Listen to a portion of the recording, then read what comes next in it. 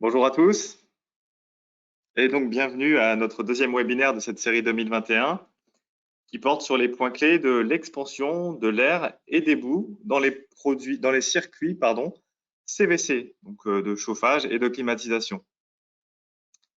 Il vous sera présenté donc par Jean Olivero, directeur technique chez IMI Hydronique, et moi-même Antoine Jauvert. Quelques questions pratiques, comme d'habitude, pour ceux qui ignorent, donc vos micros sont maintenus inactifs pendant toute la présentation afin qu'on puisse présenter dans les meilleures conditions. Mais si vous avez des commentaires ou des questions, quelles qu'elles soient, durant la présentation, merci de les taper dans la fenêtre questions qui apparaît à la droite de votre écran. Nous répondrons à toutes vos questions en fin de présentation. Ah oui, et d'autre part, donc ce webinaire sera enregistré et il sera ensuite disponible en replay sur YouTube. Donc, je vais vous présenter le programme de nos webinaires sur cette année 2021, donc qui porte le thème principal, c'est les solutions hydrauliques pour répondre aux nouvelles contraintes d'optimisation énergétique et environnementale. Un premier webinaire le 22 avril, qui a eu lieu le 22 avril, qui est disponible en replay, sur la communication digitale au service de l'optimisation hydraulique, qui vous avait été présenté notamment par Éric Bernadou et Jean Olivero. Aujourd'hui, donc, les points clés de l'expansion de l'air et des boues. Et puis, ensuite, le 1er juillet, un webinaire sur le dimensionnement des systèmes d'expansion selon la norme NF-EN 12828. Je vous rappelle, le groupe IMI, donc c'est Imperial Metal Industries, c'est 3 divisions internationales. Donc, nous sommes experts de la boucle hydraulique sur plusieurs secteurs.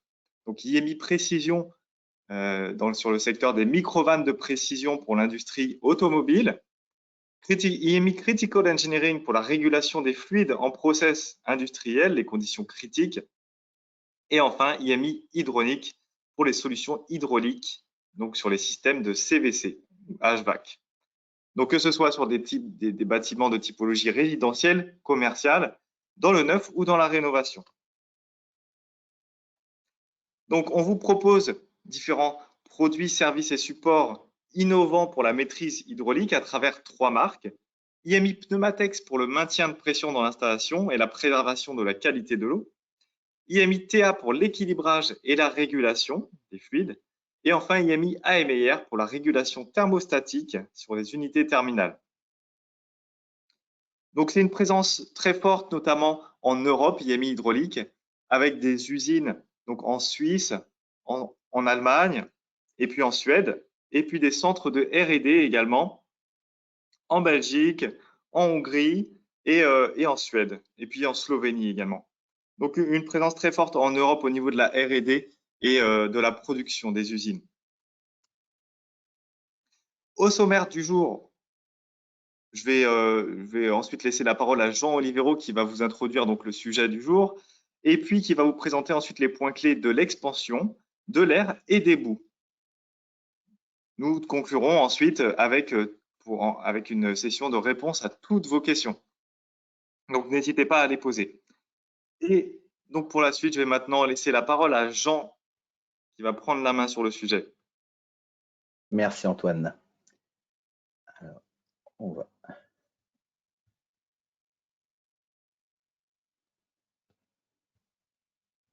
Ça devrait être le cas.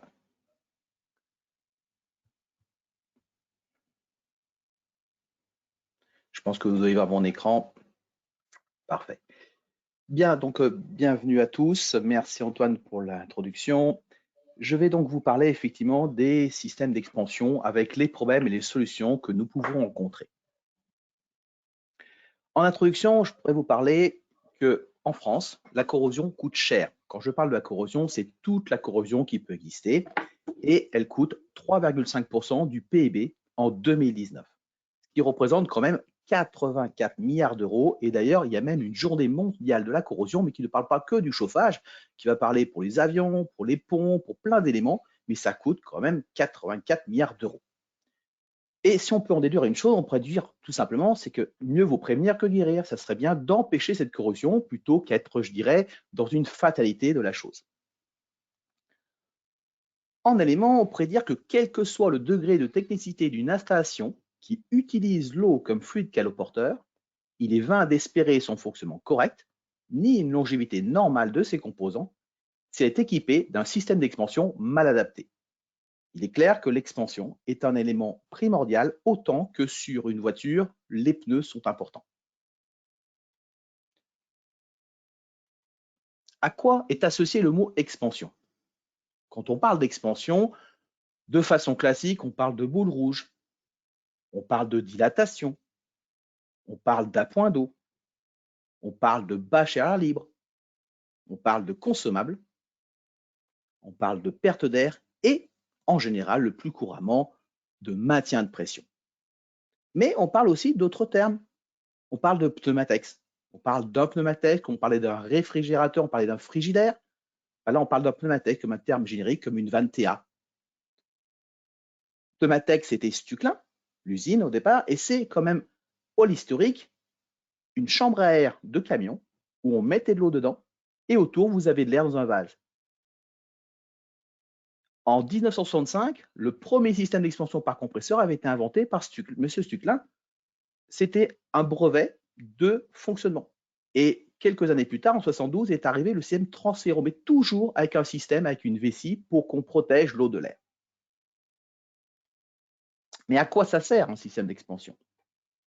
Eh bien, ça sert à absorber la dilatation de l'eau que l'on chauffe. Si on prend un cas d'eau de ville, 15 degrés, on va chauffer l'eau dans le réseau jusqu'à 80 degrés et on va récupérer cette eau dans le vase d'expansion. Le principe, je suis à 15 degrés, je rentre de l'eau dans le vase d'expansion en dilatation et je monte en pression, puisqu'il y a une contre-pression d'air dans le vase statique, jusqu'à 80 degrés où j'arriverai à une pression qui va être ici de 2 bar 5. Ça, nous connaissons tous plus ou moins le système d'expansion, comment ça fonctionne. On expanse, nous sommes d'accord, mais on a aussi à compenser la rétractation de l'eau que l'on refroidit.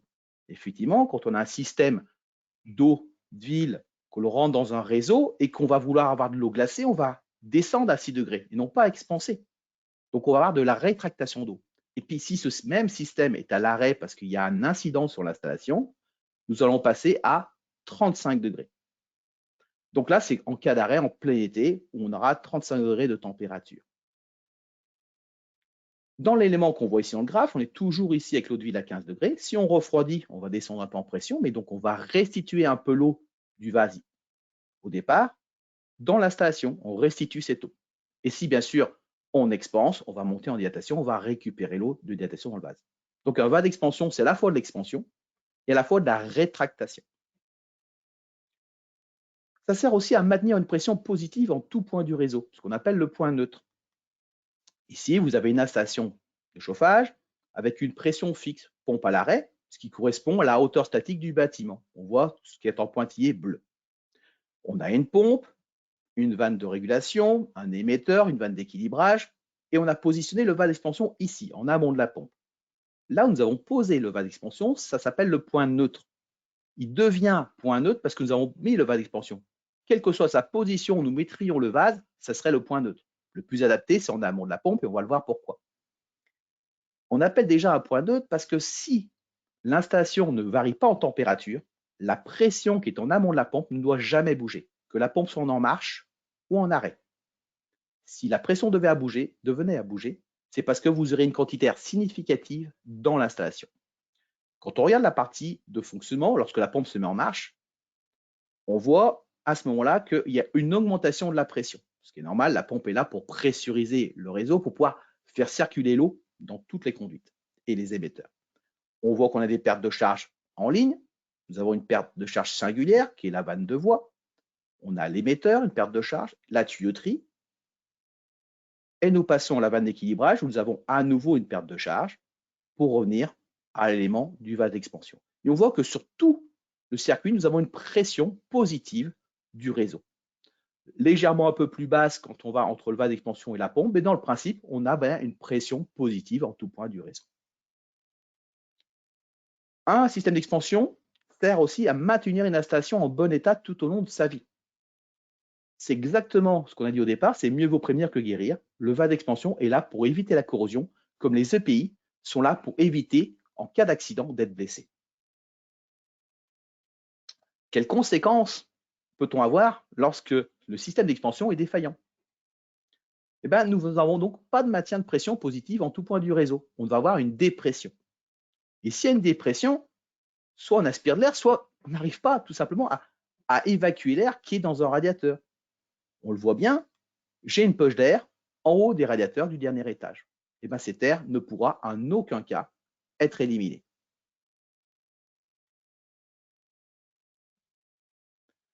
On a aussi des appels d'air via les purgeurs automatiques. On va faire de l'oxygénation. L'oxygénation, on voit un purgeur mécanique avec de l'eau, mais il y a une poche d'air ici, et si l'eau doit descendre, on va aspirer de l'air parce que nous sommes en dépression. Tout simplement, quand je dis en dépression, on n'a pas une force d'eau qui pourrait pousser le flotteur.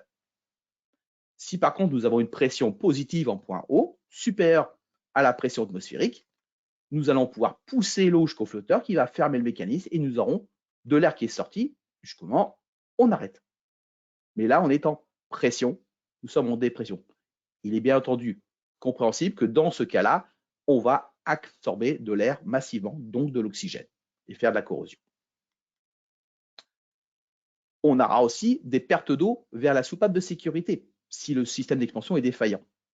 Lorsque le vase se dégonfle, ce qui est le cas, s'il perd de l'air, le volume d'expansion ne peut plus être absorbé puisque l'eau a pris la place de l'air qui faisait la partie ressort, donc le vase devient trop petit.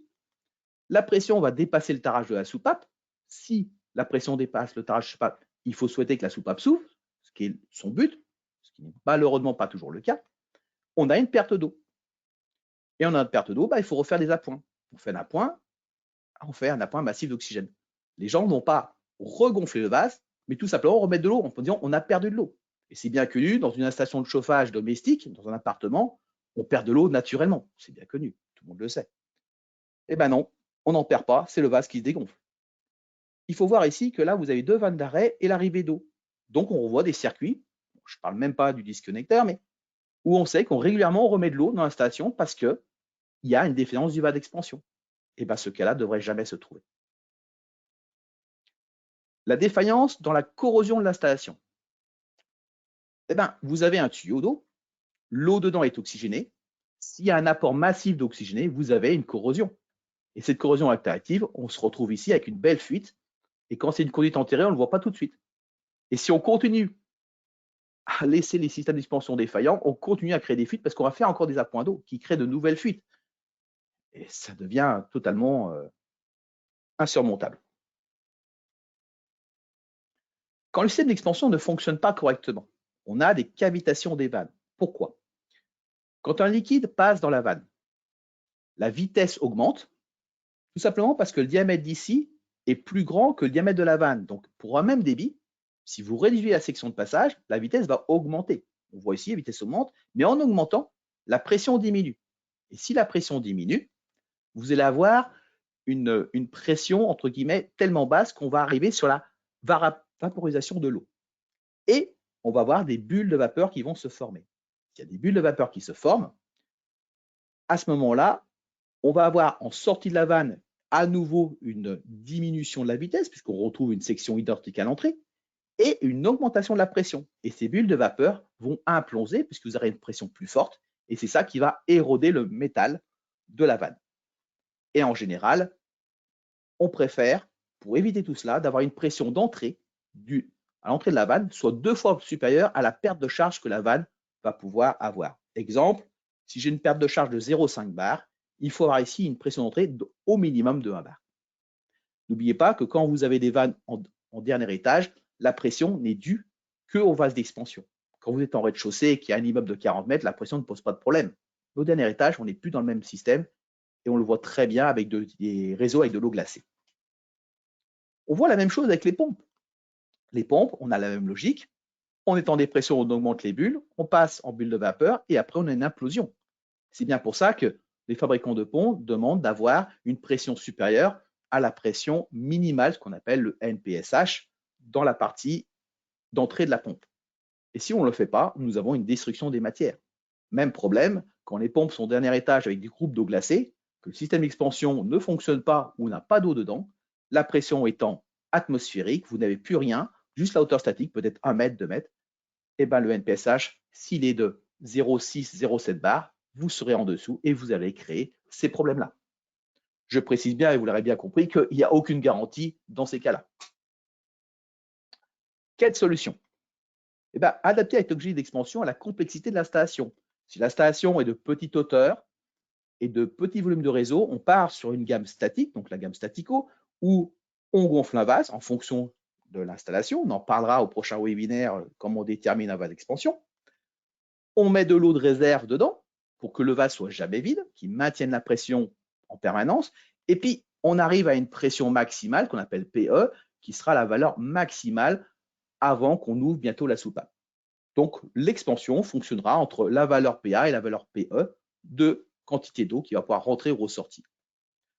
On a le même système avec le système par compresseur pour des installations un peu plus hautes et des volumes plus gros, où cette fois, la précision va être plus forte parce qu'on va demander à un compresseur de garder une pression minimum dans le vase. Dans ce cas-là, on va pressuriser de l'eau pour la réajuster le réseau parce que le réseau a refroidi, donc se rétracte. Et lorsque l'eau se dilate, on demande à l'électrovanne d'air de pouvoir évacuer, entre guillemets, de l'air pour que l'eau puisse rentrer. Et ça veut dire qu'on va garder une pression plus ou moins constante entre PA et PE qui représente à peu près 0,2, entre 0,2 et 0,3 bars de delta. Hein, on serait peut-être par exemple ici entre 1 bar 7, on enclenche le compresseur, et à 2 bars, on ouvre l'électrovanne. Donc ça fait plus ou moins 0,15 bars de delta. Même système cette fois, mais avec des pompes, quand on est bâtiment de grande hauteur, comme l'air est compressé mais met du temps à être compressé, il vaut mieux véhiculer directement l'eau ou des réseaux de grand volume pour pouvoir gérer une grande puissance, une grande variation de charge due aux chaudières ou au groupe de froid. Quand la pression est trop faible, on met en marche une pompe qui prend l'eau du vase et qui l'injecte dans le réseau. On va remonter la pression du réseau grâce à un transfert, d'où le nom transféro, de l'eau du vase dans l'installation. On fait la même chose lorsqu'on veut dilater de l'eau, parce que l'eau chauffe, on va commander une électrovanne, j'ai bien dit une électrovanne, non pas une soupape de décharge, pour pouvoir transférer l'eau du réseau dans le vase d'expansion pour la stocker. Et là, on va avoir une pression qui va varier de plus ou moins 0,25 à peu près. Chose importante, pour que l'installation dont le système d'expansion fonctionne bien, il faut faire une mise en service consciencieuse. Une mise en service consciencieuse commence déjà par lire le schéma hydraulique, comment il est fait et comment est l'installation. Nous avons une chaudière, une soupape de sécurité, ce qui est logique, avec une pompe, des émetteurs, un séparateur de particules et le système d'expansion qui est ici, avec de l'appoint d'eau où on peut filtrer pour éviter de rajouter du tartre si on le veut quand on fait des appoints modérés. Et nous avons ici un vase qui est très très important, qui est un vase en fait qui va faire le fameux point neutre dans le principe, qui va permettre, comme c'est un système de maintien de pression par pompe, de pouvoir absorber les petites variations avant que la pompe démarre ou s'arrête. Puis on remarque ici qu'on a deux conduites. On a deux conduites, pourquoi? Parce que ce système fait à la fois l'expansion, mais à la fois centrale de dégazage. Donc vous avez un élément pour la centrale de dégazage, et puis pareil pour l'expansion, on irait dans ce sens-là, et on restituerait l'eau dans ce sens-là. Donc, quand on regarde dans l'installation, on vérifie une chose, le point de raccordement. Comment il est raccordé? On demande que dans une conduite horizontale, on fasse le piquage en latéral et ni en dessous ni au-dessus, d'où les croix rouges. Et dans une conduite verticale, on fait le piquage où on veut tout autour sur 360 degrés, tout est OK. On demande aussi de vérifier le diamètre des conduites. Il y a des normes qui demandent que la vitesse dans la conduite ne doit pas dépasser 0,1 mètre/seconde. Il y a aussi le contrôle de tarage soupape, que si la soupape est tarée à 8 bars, qu'on ait bien des systèmes qui supportent tout 8 bars. Sinon, vous seriez non conforme avec la directive européenne des pressions. Puis il y a d'autres contrôles que je ne veux pas développer ici, mais il est important de bien vérifier avant de mettre en service. La mise en service est plutôt, je dirais, simple dans le principe à mettre, mais si les contrôles sont bien faits. Et après, nous avons un rapport de mise en service à faire. Et ce rapport de mise en service doit prendre en compte les données de l'installation, la compatibilité technique, que tout se passe bien, que la soupape est cohérente, que l'installation est cohérente, la non-conformité, si c'est mal installé, pour dire il faut faire un correctif, c'est important de conseiller aussi bien l'exploitant, le bureau d'études, l'installateur, pour dire voilà ce qui arrive. Si vous laissez comme ça, l'installation aura des problèmes. Et puis bien sûr, d'autres encore possibilités de rapports à rajouter, des notifications qui sont nécessaires vis-à-vis de votre client. Il est important aussi, pour que le vase d'expansion fonctionne bien, d'installer une vanne d'arrêt et de vidange. J'ai entendu depuis de très nombreuses années que c'est interdit. Sur des grosses installations, j'en ai toujours vu. Sur les petites, beaucoup moins, parce qu'on pense que c'est strictement interdit. Eh bien non, c'est une légende, c'est quelque chose qui rend de très long, très très vieux, parce qu'autrefois, nous avions des vases d'air libre, et un vase d'air libre faisait aussi fonction de soupape de sécurité, d'où l'importance de ne pas mettre une vanne d'arrêt sur une soupape. Maintenant, comme les systèmes d'expansion sont séparés de la soupape de sécurité, on peut mettre un dispositif d'arrêt sans aucun problème, et avec une vidange, parce que quand vous arrêtez le vase d'expansion, il faut le vider pour pouvoir voir la pression réelle du vase vide pour soit le regonfler, soit l'adapter correctement. Sans ça, vous ne pouvez pas avoir une installation avec un système d'expansion qui fonctionne correctement. Il faut le vérifier annuellement. Sans vanne d'arrêt, c'est vraiment la galère. D'ailleurs, on voit très bien quand il n'y a pas de vanne d'arrêt ou même de vanne d'arrêt avec vidange, il n'est jamais entretenu. Contrôler les appoints d'eau. Eh bien, un appoint d'eau, qu'est-ce que c'est? C'est un système parce qu'on a des petites fuites. Mais il faut contrôler, il faut voir si on en met beaucoup trop ou pas. Donc, on va voir la durée de l'appoint d'eau. Donc, si on dépasse 60 minutes d'appoint d'eau continu, on va aussi tester la fréquence, combien on en fait en 10 minutes, ce qui est important. Si on fait plus de 4 appoints en 10 minutes, c'est vraiment qu'il y a un problème. On va aussi contrôler si l'appoint d'eau se fait alors qu'on ne l'a pas demandé. Et on va contrôler la quantité annuelle d'appoint d'eau. Et si elle est dépassée, on aura une alarme. Donc, c'est important aussi pour éviter que le système d'expansion fonctionne mal, qu'on ait des appoints d'eau intempestifs non contrôlés. Détermination du système d'expansion conforme à la norme NF-EN 12828, comme l'a spécifié tout à l'heure Antoine, c'est notre prochain webinaire du jeudi 1er juillet, où nous pourrons dimensionner un système d'expansion. Il faut vraiment prendre un webinaire total là-dessus, parce que ça prendra bien 3/4 d'heure à 1 heure de temps pour bien expliquer comment on le doit dimensionner pour pouvoir fonctionner correctement. J'en ai fini sur la partie expansion. Et vous aurez bien compris que la partie expansion est importante pour pouvoir empêcher une partie d'entrée d'air. Maintenant, de l'air, on en a partout, mais on en a aussi dans l'eau. Et pourquoi on a de l'air à la base? C'est que dès le premier remplissage, nous en avons. Et pourquoi nous en avons? C'est parce qu'on a évité, on n'a pas fait ce qu'il fallait. Et comment bien remplir une installation? Eh bien, d'abord, il faut ne pas être pressé. Il ne faut pas être pressé tout simplement parce que quand vous remplissez, il faut laisser le temps au purgeur d'évacuer l'air. Et de l'air se comprime. Et si vous voyez avec votre mano en bas que l'eau monte, rentre rapidement et que la pression en bas monte très rapidement, c'est que vous avez une contre-pression d'air qui se forme. Donc, il faut bien remplir, il faut prendre son temps. Et c'est dans ce cas-là, il faut se dire, si je veux aller vite, il faut que je prenne mon temps. Pas de maintien de pression en tout point du réseau. Si je n'ai pas de maintien de pression en tout point du réseau, on l'a vu tout à l'heure, vous vous rappelez que quand je suis en pression positive partout, je purge, je fais ce qu'il faut. Si par contre, par une raison que j'ignore, on a mis le vase d'expansion en sortie de la pompe. Là, à ce moment-là, le point neutre, il est à ce niveau-là et vous vous rappelez que cette pression ne peut pas bouger, elle est immuable, elle sera liée sur la pression pompe à l'arrêt. Et quand on la met en marche, au lieu d'ajouter de la pression, vous allez en retrancher. Et là, donc, vous allez dépressuriser. Alors, peut-être que là, vous serez encore bon au dernier étage, mais peut-être que sur cette partie-là, vous allez avoir des appels d'air au purgeur. Et ça, c'est très, très négatif. Donc, votre installation, quand la pompe est en service, vous êtes en diminution de la pression, voire en dépression à certains points. Vous aurez le même point avec ce vase ici quand il se dégonfle. On aura le même souci. Donc, le vase d'expansion, pensez vraiment à un pneu de voiture. D'ailleurs, Pneumatex ne vient pas, je dirais, comme ça par hasard, parce que vous aurez des problèmes avec ça. Rappel, du petit purgeur, pas de pression, j'aspire de l'air. Et c'est normal, parce qu'un purgeur est là aussi pour aspirer l'air dans l'installation, pour pouvoir dégarnir l'installation totalement. Un vase ouvert, qu'est-ce que c'est? C'est un vase qui est en contact en permanence avec de l'air. On connaît depuis très longtemps. Mais on a la même chose avec les maintiens de pression par bâche et air libre. C'est la même chose. On a en plus des appoints d'eau non, je dirais, contrôlés et automatiques, avec une pompe comme pour un Transiro et avec, cette fois, une décharge qui peut plus ou moins bien rester réglée. Et au bout de 2 ans, on a mis dans un bac, enfin une sorte de bocal, un clou avec de l'eau, et on voit qu'au bout de 2 ans, avec multiples appoints d'eau, on se rend compte de la corrosion. Bien sûr, on n'a pas traité l'eau, mais on voit que c'est très simple. La corrosion, c'est de l'eau, de l'air et du métal. Bien sûr qui se corrode, pas de l'inox. Pourquoi de l'air? La loi d'Henry, qu'est-ce que c'est?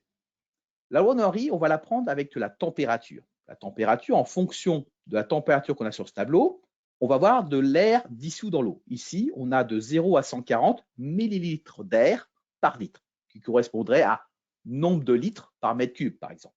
Et ici, nous avons une pression de moins 1 bar relative, 0 l'atmosphère, jusqu'à 6 bars. Si je prends de l'eau qui est à 10 degrés et qui est sous 4 bars de pression, j'ai 92 millilitres d'air dans cette eau. Si je prends cette même eau et je la chauffe à 70 degrés, je n'ai plus que 45 millilitres d'air par litre dans l'eau dissous cet air. Ça veut dire que j'ai 45 millilitres d'air qui sont partis sous forme de bulles d'air, ce qu'on trouve dans une casserole d'eau. Et on retrouve énormément ces effets-là lorsqu'on a le rédit d'une nuit. Vous chauffez l'eau la journée, l'eau se dilate, elle dégaze, et lorsqu'on refroidit, on rétracte ces bulles d'air dedans.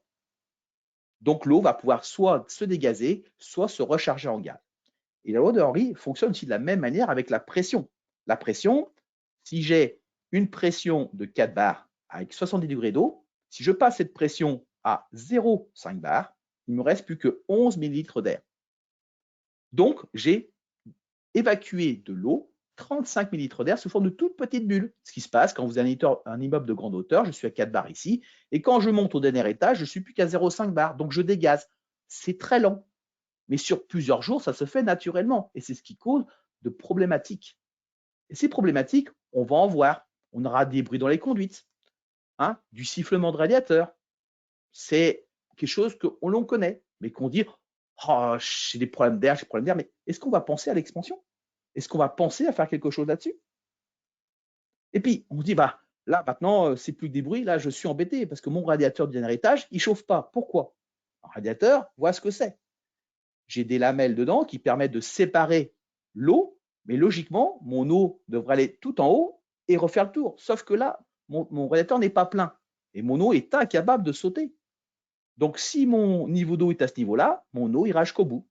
Et on le voit bien dans cette photo, donc effet thermique, où j'ai 60 degrés à ce niveau-là en rouge et on voit bien que l'eau ne fait que ce circuit-là. Je ne peux pas arriver jusqu'au bout. Ce qui veut dire que si j'ai 1000 watts ici de puissance, je vais chauffer sur 150 watts. Comment on voulu qu'un radiateur de 150 watts puisse arriver à la bonne température dans le logement? Voilà un problème qui est quand même très facile à résoudre en ayant tout simplement de l'eau dans le radiateur. Chose aussi, on voit en induit, en problème, c'est qu'on voit de la corrosion invisible. Quand je dis invisible, c'est qu'on de l'extérieur du tuyau, on ne voit rien. Si on le coupe, on voit ce qui se passe. En général, dans un tuyau sans corrosion, la rugosité est aux alentours de 0,05 mm, ce qui nous fait une perte de charge en ligne de 12 mm de colonne d'eau pour un débit d'1 mètre cube. Voilà, on serait ici, perte de charge. Si par contre j'ai un petit peu de corrosion, je passe à 0,15, j'ai une augmentation de la perte de charge de 25%. Si je suis à une corrosion plus forte, moyenne on va dire, je suis à 0,5 mm, j'ai 185% de perte de charge par rapport à si je n'avais pas de corrosion. Et forte, je suis à 1 mm de corrosion. Tout ça pour un DN25. Ce qui veut dire que cet élément, nous avons parlé dans tout premier webinaire de l'année dernière, la corrosion fait des coûts, donne des coûts énergétiques. Il y a aussi la corrosion visible. La corrosion visible, on voit un aspect visuel sans radiateur, il a corrodé, il n'y a pas de doute. La corrosion du fer génère de l'oxyde ferrique. Cet oxyde se transforme par suite en magnétite. Mais il faut bien comprendre que 10 grammes d'oxygène dans de l'eau forment 36 grammes de magnétite. Ce qui veut dire que quand vous comprenez que dans un mètre cube d'eau, à 15 degrés et 4 bars de pression, il y a à peu près 30 grammes d'oxygène, faites le calcul, on est à 108 grammes de magnétite. 3 fois plus qu'ici, 3 fois 36, 108. Et vous montez par le nombre de mètres cubes d'eau que vous feriez en appoint, comprenez la quantité de corrosion que vous pouvez avoir sous forme de petites particules qui peuvent se trouver un peu partout, surtout aux endroits que vous ne voulez pas. Quelle solution on peut apporter? La solution, c'est d'avoir un système dit fermé, bien dimensionné, toujours en marche. On le verra au mois de juillet, comment bien faire. Mais déjà, étant fermé, pas de contact entre l'eau et l'air. Transféro, une vessie, on a un évent, mais il n'y a pas du tout de contact avec l'air. Pareil avec le compresso. Et puis, par pitié, demandez l'original en vessie. Parce qu'on parle de butyl comme on parlerait de plastique. Mais butyl, il y a différentes qualités. Épaisseur, étanche ou pas. Et surtout, est-ce qu'on épouse bien la forme du vase jusqu'en totalité du vase? Donc, il y a vraiment à boire et à manger, si je peux m'exprimer ainsi. La point d'eau automatique, qui soit contrôlée et non pas comme ceci, avec juste une chasse d'eau, la boule tombe en bas, l'eau est à ce niveau-là, je mets de la point d'eau. OK. Alors que je peux contrôler cet point d'eau, aussi bien la durée, on a vu combien de temps maximum, la fréquence, combien je tolère la point d'eau en 10 minutes et la quantité annuelle acceptée. De telle façon à prévenir. Le but, ce n'est pas d'embêter la personne qui l'utilise, c'est juste de dire attention. Pour moi, quand j'ai une jauge d'essence dans ma voiture et qu'elle me dit j'ai plus d'essence, je suis content de le savoir plutôt qu'être en panne d'essence sur l'autoroute. Donc, il faut accepter les alarmes, les informations pour pouvoir corriger. Moi, j'aime bien être corrigé quand je fais quelque chose, du moment que c'est avec bienveillance, bien sûr. Quelle solution apporter? On essaie d'avoir une technologie sans fuite, avec des plugeurs qui ne fuient pas. Celui-ci, on ne peut pas dire qu'il n'a pas fui. Je ne sais pas s'il fuit encore ou il ne fuit plus, mais bon, en tout cas, il y a très, très nombreuses années. On supprime le raccord rapide. Ici, vous avez un raccord rapide qui est sur des petits purgeurs en DN10. Plus vous réduisez le passage, plus vous avez des risques que les bulles d'air restent coincées et que l'eau qui est piégée, on a vu tout à l'heure dans le purgeur, ne redescende plus. Donc, ces raccords rapides ne servent à rien, ils posent problème. Mettez plutôt une vanne d'arrêt si vous le souhaitez, ou prenez un purgeur qui ne fuit pas. Celui-là, ils ont tout compris, ils ont laissé la vanne fermée. Comme ça, c'est sûr que le purgeur, il ne fuira pas. Par contre, il ferait comme le laisser actif. Pour cela, on a créé il y a bien de nombreuses années un purgeur qui ne doit pas fuir. Il n'est pas infaillible. C'est pour ça qu'on a une vis de sécurité. Par contre, si on met cette vis de sécurité qui est ici dedans, on le verra qu'il ne purgera plus. Pour éviter tout cela, quand même, pour qu'il évite de fuir, on a un système de ressort mécanique qui a une très grande force quand le flotteur remonte. Et bien sûr, il peut aspirer l'air quand c'est nécessaire. Mais ce purgeur est là, donné pour ne pas avoir de fuite. C'est vraiment quelque chose qui est donné pour éviter de fuir, mais surtout, principale, je dirais, action, c'est de purger l'installation. Maintenant, un purgeur, quand vous le mettez sur l'installation, il purge parfaitement bien quand les pompes sont à l'arrêt, quelle que soit la position. Du moment, bien sûr, vous le mettez sur une partie verticale, comme ici. Si vous mettez la pompe en marche, ils sont totalement inefficaces ou pas suffisamment efficaces. Pourquoi? Parce que voilà un exemple du premier. J'ai de l'eau qui circule avec des bulles d'air. Vous voyez, les bulles d'air vont se stocker ici parce que là, j'ai une faible pression. Pourquoi? Parce que je suis en force centrifuge quand je tourne vers la gauche. Qui dit force centrifuge dit tout ce qui est lourd va à l'extérieur, tout ce qui est léger reste ici. Donc le purgeur voit quasiment pas de bulles. Ici, j'ai quelques bulles parce que les bulles se sont mises au sommet, mais comme j'ai une vitesse qui est assez élevée, je risque d'en prendre un petit peu, mais pas beaucoup. Et là, je suis dans la même configuration, vitesse centrifuge, sauf que les petites bulles qui sont là, je peux en récupérer. Donc, dans le premier point, ce sera celui-là le vainqueur, le deuxième et le troisième. Mais même celui-là, en tant que premier, il faudrait que j'ai vraiment une détente d'air pour vraiment prendre.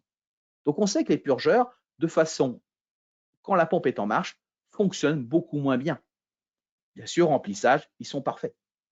Alors, s'ils ne sont pas, je dirais, suffisamment efficaces, en 1995 est apparue la première centrale de dégazage. Chez nous, la Vento, on a créé un système, on avait créé les brevets, on en a recréé là depuis 2015 une nouvelle génération de centrales de dégazage qu'on appelle Vento pour pouvoir avoir un dégazage plus rapide pour éviter au maximum la formation de corrosion. Plus vous enlevez l'air rapidement, moins vous avez de corrosion.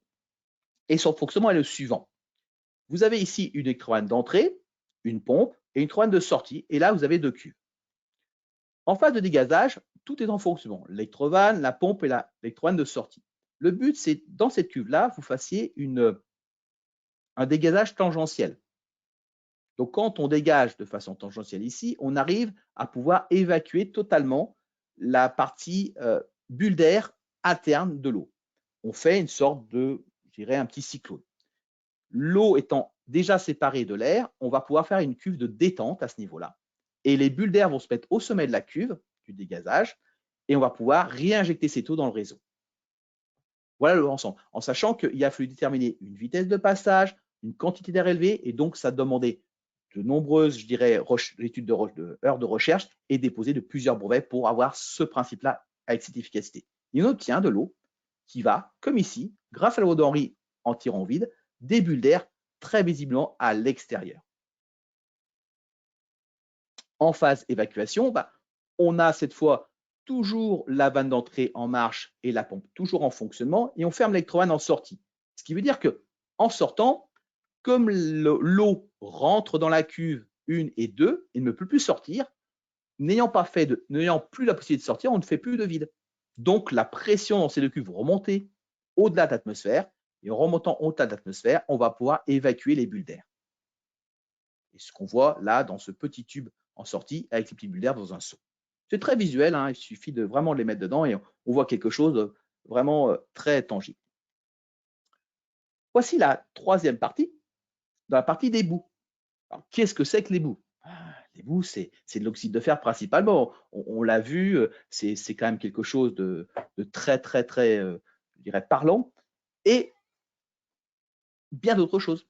Alors, c'est bien autre chose. J'espère que vous avez le cœur bien accroché. Pour certains connaissent, d'autres moins. Voilà ce qu'on trouve. Ou ça, voire ça, ou peut-être ça. Je vous avoue qu'on est bientôt à midi, mais ce n'est pas l'apéritif que je vous propose. Les conséquences des boues. Les conséquences, c'est l'augmentation du coût de la maintenance. Corrosion, casse. On voit bien ici qu'on a une chaudière fonte, on a une fente ici. Vous aviez un élément qui s'est déposé dessus, de particules de boue, de tarte, de tout ce qu'on veut, et qui a empêché cette partie-là de se refroidir. Donc, ça s'est dilaté. Et ici, vous avez une lame d'eau qui a refroidi cette partie haute. Donc, ici étant plus court que là plus long, ça a cassé. Et vous avez la même chose sur une partie chaudière acier où là, on a une fuite à ce niveau-là. Donc, on voit bien que la partie corrosion, on la voit un peu partout sur la station de chauffage. On peut aussi arriver sur des tuyaux bouchés. Là, je vous garantis que l'équilibrage vous aurait du mal. Un réacteur emboué, là, je vous garantis que de façon énergétique, la personne, vous pourrez faire ce que vous voulez, il n'aura pas de bonne température dans sa pièce. Et thermostatique, bonne chance pour la régulation si la tête est bloquée. Vous avez bien compris que la partie boue, d'où elle vient maintenant, hein, air, eau, métal, corrosion. Le coût énergétique de l'encrassement d'un évaporateur. Nous l'avions parlé dans les précédents webinaires l'année dernière. Je vais vous le rappeler pour vous rappeler un petit peu ce qu'on est vraiment dans la partie embouage où on avait un évaporateur qui a été nettoyé. Ça, c'est dû avec un de nos clients qui nous a donné ces informations. Avant le nettoyage, la capacité frigorifique était de 1020 kW. La consommation était de 340 kW avec une efficacité d'un rapport de 3. Après nettoyage, l'augmentation a été de 15%, capacité frigorifique de 1176, une diminution de la consommation électrique, donc on a pu passer à 4 de coefficient. Donc augmentation de 33% d'efficacité, ce qui est tout à fait probant de faire ça. Mais avant d'arriver là, est-ce qu'il ne serait pas nécessaire de mieux vaut prévenir que guérir, de faire en sorte que le système d'expansion fonctionne bien, qu'on puisse dégazer correctement et qu'on puisse éviter les boues? On a quand même quel moyen curatif parce que les boues, on a vu ce qui était en prévention. La prévention, c'était le système d'expansion, le dégazage. Mais quand les boues sont déjà ou apparaissent au fur et à mesure du temps, on peut avoir quelque chose de, je dirais, de curatif. Et curatif, on peut mettre un séparateur en ligne. Qu'est-ce que c'est qu'un séparateur en ligne?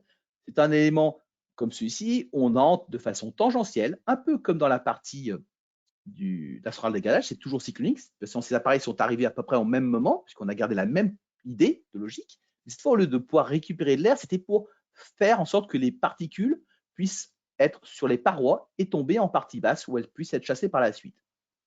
Et on peut rajouter un aimant en doigt de gant. On voit l'aimant qui est ici. Et si l'aimant est donc à ce niveau-là, lorsque l'eau repart avec des particules qui sont très fines et qui sont magnétisables, puisque c'est beaucoup d'oxyde de fer, comme je vous l'ai dit tout à l'heure, on peut récupérer ces particules de boue le long de cet aimant. Et l'eau repart moins chargée. Donc, ça veut dire qu'on prend à la fois ici des boues et dans l'aimant. Donc, on a un double effet dans un seul passage. Il n'y a pas de colmatage puisque vous n'avez pas de filtration avec une grille.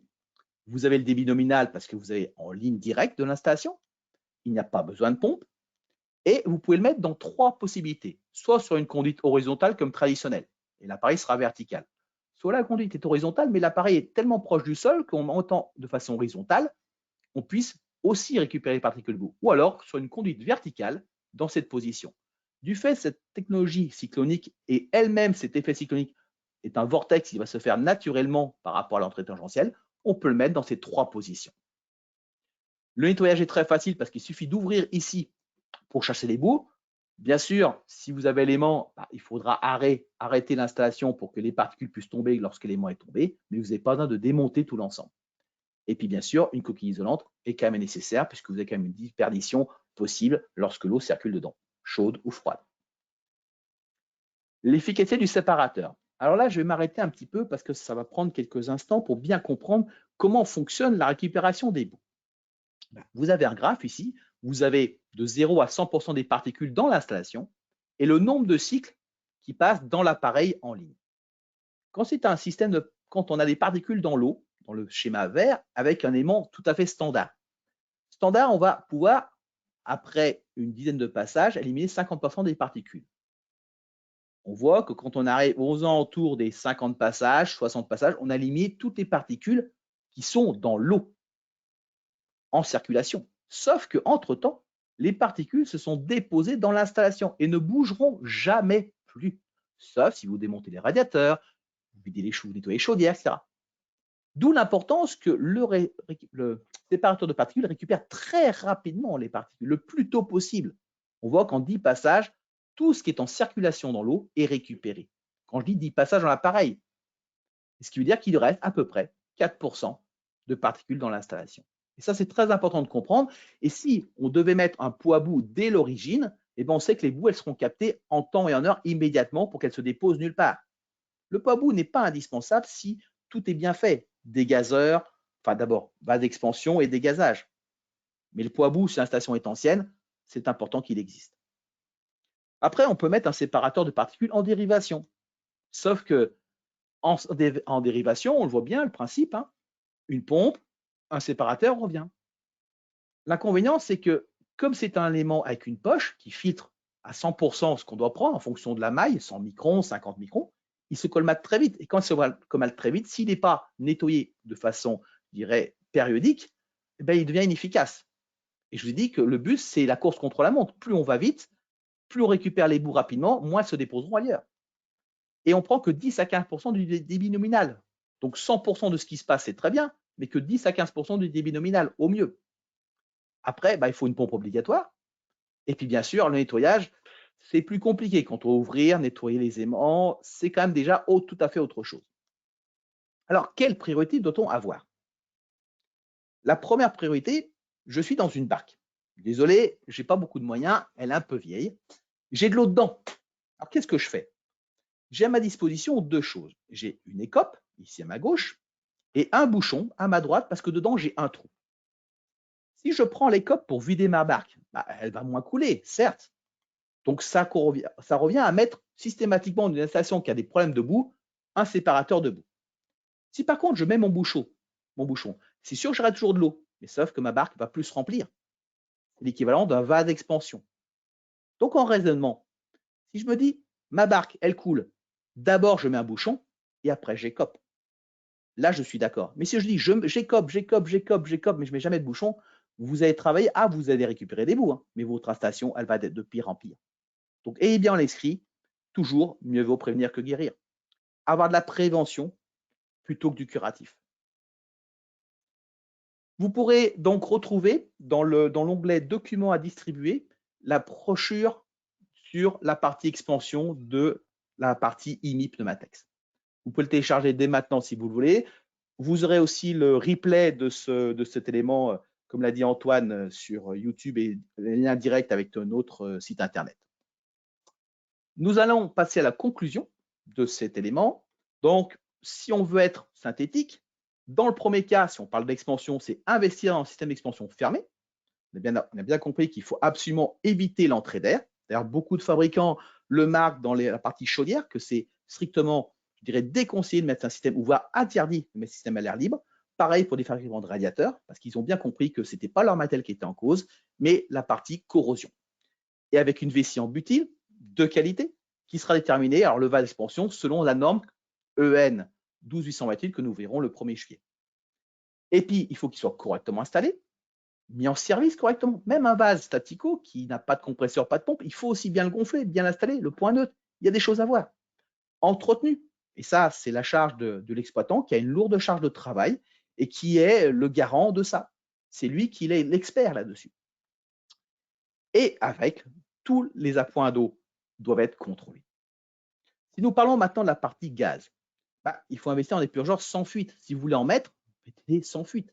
Par contre, vous n'êtes pas obligé d'en mettre partout. Mettez-les à des points stratégiques en ayant bien compris qu'en dynamique, seule la centrale de dégazage devient efficace. Si maintenant, vous voulez installer un séparateur de particules en ligne, c'est tout à fait possible, mais il faut d'abord respecter la partie 1, 2. La 3, seule, n'est pas efficace. Il faut bien respecter cet ordre-là. Et si vous faites ça, eh ben, vous aurez donc une corrosion d'ondulation la plus réduite possible. Donc, ça ne sera plus une fatalité, et son coût d'exploitation de la station en sera fortement réduit. Donc, au final, tout compte fait, moins cher. Bien penser que l'investissement se fait par le raisonnement. Et là, nous sommes à votre disposition là-dessus. Nous avons une équipe de commerciaux, de technico-commerciaux, je parle bien de technico-commerciaux qui savent de quoi ils parlent et qui peuvent vous répondre à toutes vos demandes là-dessus. Nous allons passer maintenant avec Antoine aux questions-réponses. Oui, merci Jean. Donc, questions-réponses. Alors, comme moi, tu peux regarder un peu dans la fenêtre questions. Ah oui, tu as raison. Oui. Donc, on en a plusieurs. Si tu peux prendre la main sur ça. Ouais, je regarde. Alors, est-ce que… Je vais mettre ça ici.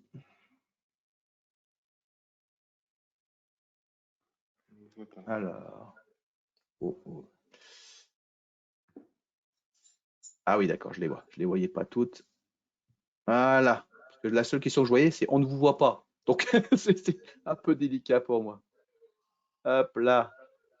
Alors, ça va arriver. Ah ben, il ne veut pas. Je vois les questions. Alors, OK.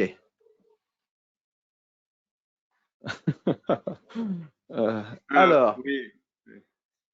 Donc, une des premières questions là que je vois, c'est quelles sont les variables pour choisir un matériel d'expansion par compresseur d'air ou par pompe? Alors, les variables… Volume, hauteur statique. Voilà. En fait c'est effectivement la hauteur statique va être la chose la plus importante parce que plus l'installation est haute, moins le système par compresseur va pouvoir être efficace, rapide. Et après, on va se retrouver avec 10-12 compresseurs pour avoir des pressions importantes. C'est là, effectivement, c'est un raisonnement et une déduction technique par rapport à ça. Tout à fait. Donc, effectivement, si on doit mettre un maintien par compresseur, on estimera que l'installation dépassera par 4 bars à peu près de pression. À peu près. Bien sûr, si l'installation est très petite, un petit volume, on pourrait mettre un vase jusqu'à 6-7 bars. Il n'y a pas de souci, la possibilité existe. Voilà. Il y aura aussi une notion de puissance. Sur les grandes puissances, on préférera un système par pompe. Oui, tout à fait. Alors, si on a des grandes puissances, c'est comme un réseau urbain. On a des petites fuites qu'on peut souhaiter maximum faibles, mais quand on a besoin de pouvoir récupérer de l'eau et l'injecter, à ce moment-là, les pompes sont nécessaires, elles auront une réactivité plus grande. Voilà. Et puis, quand on a le maintien de pression par pompe, on a aussi l'autre avantage, c'est de pouvoir faire le dégazage avec un seul appareil. Donc, c'est des fois pas forcément nécessaire d'avoir un maintien de pression par compresseur, ou c'est nécessaire, mais c'est un choix. C'est toujours pareil, chaque installation est unique et c'est un dialogue permanent avec le client final pour savoir quels sont ses besoins et le guider. Et nous sommes là pour le guider. D'accord. Alors, est-il possible d'être accompagné en chaufferie? Alors oui, vous pouvez être accompagné en chaufferie. Comme je disais, tous nos commerciants sont des technico-commerciaux. Ils sont là pour faire des audits en chaufferie et vous pouvez leur poser la question, voilà, j'ai 2-3 chaufferies à voir avec vous pour pouvoir être aidé dans mon problème de corrosion que je rencontre ou problème d'expansion existante. Ils sont là pour vous aider là-dessus. Vous pouvez les solliciter, ils sont compétents là-dessus.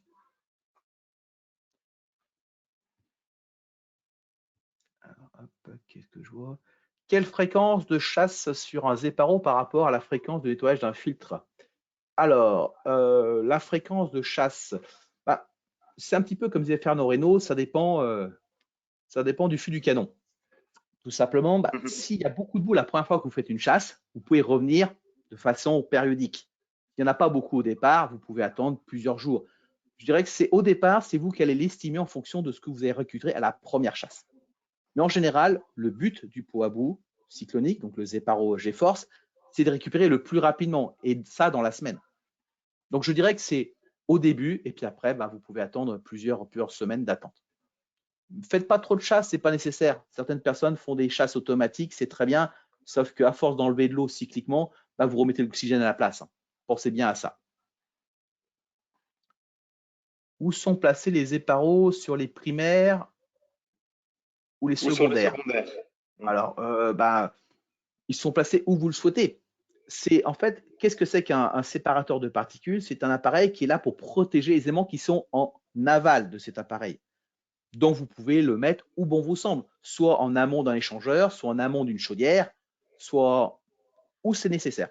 Mais vous n'avez pas forcément plus le primaire que le secondaire, puisque entre un primaire et un secondaire, si vous avez un échangeur, c'est deux circuits différents, donc deux systèmes d'expansion. Par contre, si vous parlez d'un primaire et un secondaire avec une bouteille de découplage, là, on est sur un élément différent. Parce que la bouteille de découplage, elle, l'eau passe d'un côté de l'autre. Donc, vous pouvez en mettre que d'un seul côté, si vous voulez. Ça ne poserait pas de problème. En général, là, vous voulez quand même protéger. Alors, on pourrait dire sur le retour de la partie des bâtiments, avant d'entrer dans la bouteille, de mettre par exemple le système de particules pour éviter de les réinjecter et de les ramener surtout dans la partie départ du secondaire. Bonjour, quelles sont les variables pour choisir un matériel d'expansion? Ah oui, peut-être je l'avais marqué. Oui, ça. Dis-moi, parce que j'ai du mal à voir réellement les Alors, choses. où trouvez-vous vos recommandations concernant les appoints d'eau autorisés? Alors, vos recommandations, où trouver vos recommandations? Ah, d'accord. Alors ça, dans nos documentations, c'est ce qu'on appelle le feel safe. C'est-à-dire qu'on dit qu'un appoint d'eau, il doit être contrôlé. Alors maintenant, autorisé, c'est pas, je ne dirais pas dans le mot autorisé, c'est que j'appelle ça du bon sens. Si vous faites votre plein de voiture 2 fois par jour et vous faites que 50 km, c'est qu'il y a peut-être une fuite dans le réservoir. Donc, il faut chercher cette fuite. Donc, au moment où votre appoint d'eau commence à être trop important, il faut chercher la fuite dans la mesure du possible. Si c'est impossible, c'est impossible, on est conscient. Mais le but, c'est absolument de pouvoir récupérer, contrôler cet appoint d'eau, de voir pourquoi il y a une fuite. Mais Et il y a une norme aussi, je crois, sur la quantité d'eau admise dans l'installation. je sais qu'il y a une norme sur la qualité d'eau, mais qui est allemande, la VDI 2035 de mémoire, mais Oui. sur la partie à point d'eau, j'en ai pas souvenir à instant T. Voilà. Par contre, si vous avez effectivement des informations là-dessus, comme je l'ai dit tout à l'heure, je suis prêt à avoir toute information pour me corriger et progresser dans des choses que je ne connais pas. Avec bienveillance, comme l'on dit.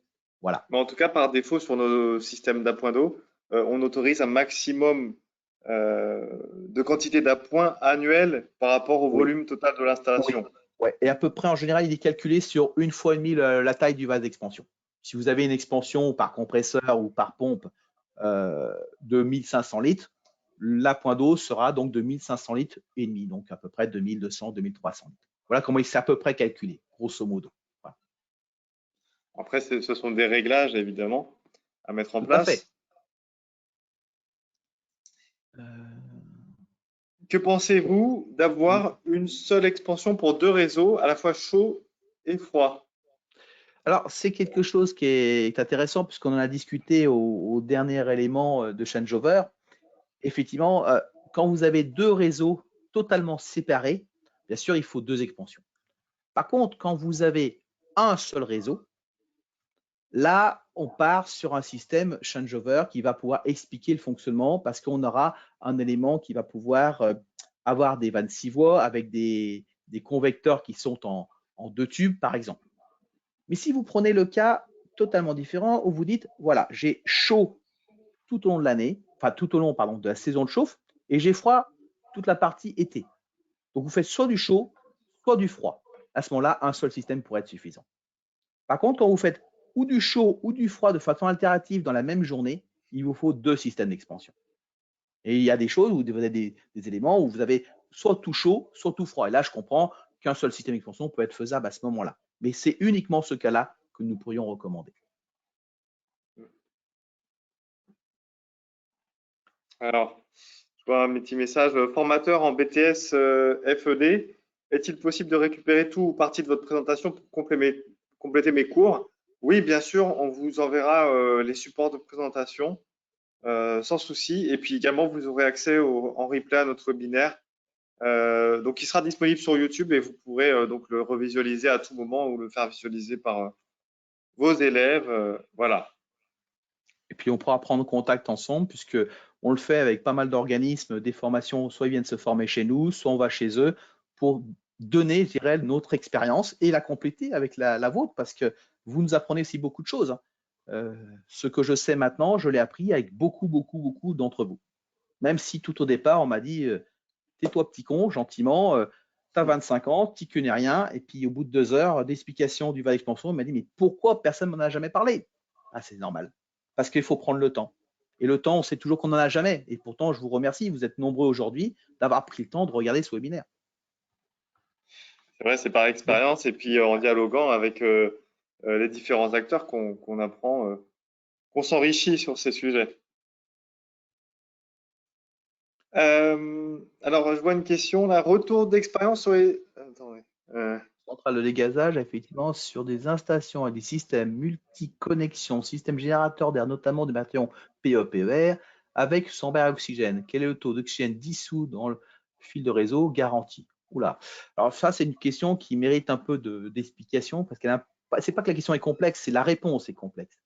Parce que quand on parle de PE, PER, on a de l'air qui passe à travers un morceau synthétique, je dirais, qui peut avoir aussi une barrière d'oxygène, puisque vous avez un élément métallique en aluminium, si je ne me trompe pas, au centre, et vous empêchez l'air de rentrer. Ça, c'est clair. Mais il faut savoir que tout ce qui est PE, PER a une entrée, effectivement. Mais elle n'est pas forcément, je dirais, néfaste par rapport à ce que va faire l'entrée via le vase d'expansion ou via les flexibles même. Les flexibles, c'est même pire que le PE, PER ensemble. Donc, vous avez une quantité d'oxygène qui va être en fonction de la loi de Henry. Si l'eau peut récupérer cet oxygène, elle va le faire. Si elle ne peut pas, elle ne le fera pas. C'est-à-dire que si vous laissez les entrées d'air quelque part, avec du PE ou un base d'expansion, l'eau va se recharger naturellement. Elle est en déséquilibre. Il faut absolument qu'elle reste en équilibre. Elle déteste être déséquilibrée. Si par contre, elle ne peut pas, elle ne peut pas. Et si vous laissez une possibilité, elle va rentrer. Après, les garanties, je ne sais pas dans quel ordre de garantie vous en parlez. Pour moi, un système de PE, ça ne se corrode pas. Par contre, vous corrodez tout le reste. Et c'est pour ça que certains fabricants de radiateurs qui disaient bah, moi, j'ai des sèches-serviettes, ils se corrodent. Ce n'est pas votre faute, monsieur. Tout est en plastique.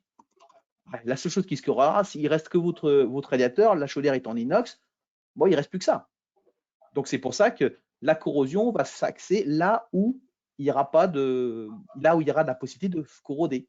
Si vous avez juste quelques centimètres carrés de métal à corroder, eh ben, la corrosion va être très active sur ces centimètres carrés de métal qui restent.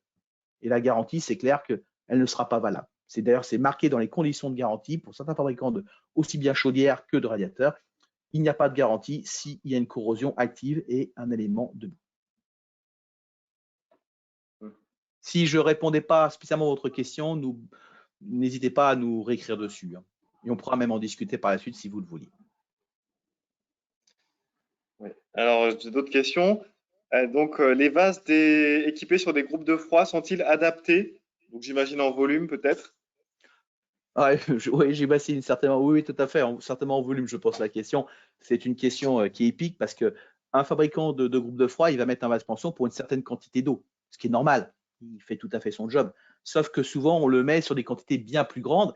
Et ben, le vase étant trop petit, parce qu'on estime que c'est un vase d'expansion, mais qu'on a une température maximale qui sera peut-être de 15 degrés, de 20 degrés. Oui, mais en plein été, en cas d'arrêt, on monte à 35. Et puis surtout, on descend en dessous de 15 degrés. Et c'est là où on descend en dessous de 15 degrés. Quand on n'a pas d'eau dans le vase, on ne maintient plus la pression. S'il n'y a plus d'eau dans un vase d'expansion, il ne maintient plus la pression. S'il est vide, il ne maintient plus. C'est comme si vous aviez une vanne d'arrêt. Donc, s'il ne maintient plus la pression, votre pression statique, en général, dans les groupes de froid sont au dernier étage, et bien en grande majorité, la seule pression positive que vous aurez, c'est la colonne d'eau. 2 mètres, 3 mètres au mieux. Donc, effectivement, le vase n'est pas adapté en général. Et souvent, je vois des vases qui font 25-35 litres, alors qu'il faudrait voir soit un 140 ou un 200 litres minimum. Et la différence du coût, elle est faite par rapport au prix d'une pompe, qui ne serait pas prise en garantie, bien sûr. Tout à fait. Oui, toujours, en effet, au final, il y a des problèmes de garantie liés à ces dimensionnements. Donc, bien faire attention au dimensionnement de ces vases, en effet. Alors, une Alors, personne me dit où communiquer vos coordonnées précises? Bah, tout simplement par le chat si vous voulez, ou alors sur oui, pardon, pas IMI, sur info.france@imi-hydronique hydronic.com. Donc sur nos sites internet, vous verrez, on peut faire poser des questions ou directement sur Info France ou directement dedans, posez-nous vos questions si vous voulez. Mais aussi par le biais de ce tableau, enfin de cet échange aujourd'hui. Voilà. Et vous marquez, je oui, n'hésiterai n'hésitez pas. pas à taper dans la fenêtre de chat, de questions, vos coordonnées, hein, pas de souci. On récupérera tout ça.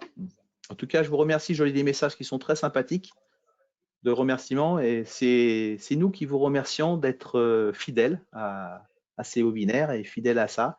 Et j'espère que s'il y en a qui seront en vacances peut-être en début juillet, mais que vous serez aussi nombreux en début juillet pour voir un peu ces éléments.